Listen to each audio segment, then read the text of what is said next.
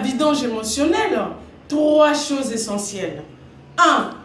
Dégager la pensée, jeter les déchets et remplacer ces déchets par ce qui est important. Bonjour, je suis Alexis Boku, psychothérapeute, chercheur de l'autonomie affective et financière, donc styliste du bonheur. Tu as tout compris. Alors, pour vidanger notre pensée, nous avons besoin de la première chose. C'est dégager notre pensée, la libérer de ce qui l'encombre pour vivre léger. Mais comment savoir que nous ne vivons pas léger? C'est dans lors que nous n'avons pas la vitesse existentielle dont nous avons toujours tant rêvé. Nous ne sommes pas en train de progresser de la manière dont nous souhaitions quand nous grandissions. Où sommes-nous aujourd'hui?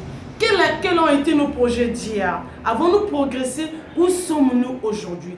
Quelle est la vitesse dont nous avons besoin pour progresser? Eh bien, pour aller de l'avant, nous devons être légers. Voilà pourquoi nous devons nous libérer des poids inutiles qui nous encombrent notre pensée. Mais ce n'est pas standard. Chacun de nous a son histoire. Chacun de nous a son vécu. Voilà pourquoi il faut trouver personnellement ce qui fait poids dans sa vie pour s'en libérer afin de vivre dégagé.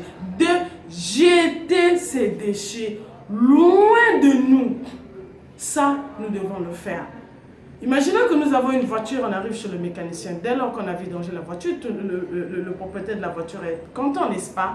Mais ce qu'il faut faire, c'est de jeter la vieille huile pour ensuite mettre la nouvelle. Voilà pourquoi c'est important de nous débarrasser de ce qui nous encombre inutilement la vie. Personne ne va prendre cette vieille huile qu'on venait de vidanger de sa voiture pour la remettre encore dans la voiture ou encore la mettre quelque part dans la voiture. Ça ne sert à rien. Nous devons prendre soin d'aller jeter cela dans une poubelle, mais loin de nous.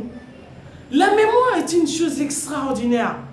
Mais nous n'avons pas le droit de nous saboter la vie en nous bourrant la mémoire par tout ce qui n'a pas marché dans notre vie.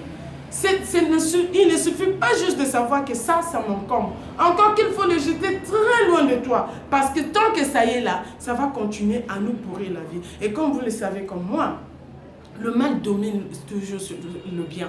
Quand tu mets le mal et le bien, tout le monde ira vers le mal. Tu portes une belle tenue, tu es bien habillé, mais s'il y a une petite tache, vous allez remarquer que même les inconnus vont vous arrêter dans la rue. Pas pour vous dire que vous êtes joli, hein? Pas pour vous dire que vous êtes bien habillé, mais pour vous signifier que, attention, il y a une tache sur votre tenue. Attention, il y a une tache sur votre... Vous serez fatigué au point où vous allez devoir rebousser chemin parce que la tache là va déranger. C'est ce qui arrive dans notre mémoire. À chaque instant, vous allez remarquer que tant que ce qui a de mal est dans votre mémoire, vous allez plus ruminer cela que de vous souvenir de ce qui a été de bien. Vous avez vécu longtemps avec quelqu'un, vous allez remarquer qu'à la fin, à la séparation de cette relation, vous allez sûrement garder ce qui n'a pas marché que de garder ce qui a marché. Donc, non seulement savoir ce qui vous encombre, mais aussi avoir le courage de le jeter loin de vous. Et enfin, la troisième chose, remplacer ce vide par les bonnes choses. Parce que la nature a horreur du vide. Tant que vous avez libéré la pensée et que ce vide demeure, vous allez remarquer que cette saleté va revenir insidieusement en vous parce que vous avez laissé un vide. Tout enfant croit que son père est héros, sa maman est héroïne. Ça, ce n'est pas mauvais. On nous a inculqué des croyances par notre père, par notre maman, par la société, par nos proches. Avons-nous pris le temps de remettre en cause ce que nous connaissons? Avons-nous pris le temps d'évaluer nos croyances, d'évaluer nos connaissances? Qu'est-ce que ces croyances nous ont permis de faire? Qu'est-ce que ces connaissances nous permettent de faire? Sont-elles en train de nous permettre de devenir la personne que nous avons toujours rêvé? Parce que franchement, les outils de base dont nous avons besoin pour devenir la meilleure version de nous-mêmes, c'est d'avoir de bonnes connaissances, mais aussi des croyances dynamisantes, celles qui vont nous permettre de progresser.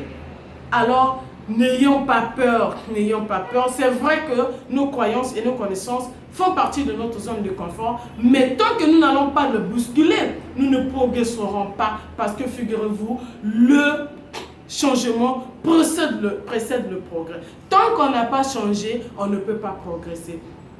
Alors pour cela, faisons très attention à ce que nous mettons dans notre pensée du jour le jour. C'est déjà le matin.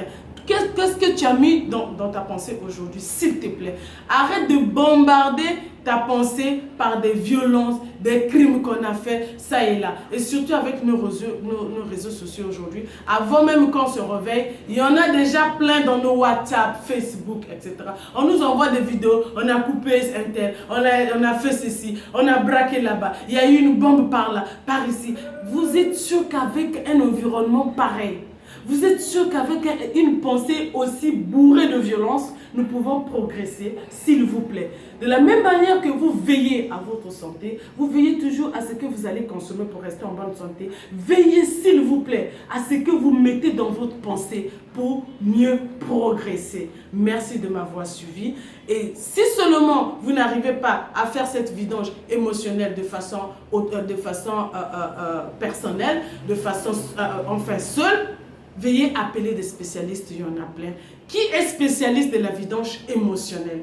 Quand ta voiture a un problème, vous partez chez le mécanicien, c'est à lui de faire la vidange. Quand vous vous sentez mal sur le plan physique, allez chez le médecin. Mais sur le plan émotionnel, consultez un psychologue. Et ne vous gênez pas pour cela. Qui a besoin d'un psychologue? À quel moment on va chez le psychologue? Ça, c'est dans la prochaine vidéo. Rendez-vous dans 48 heures.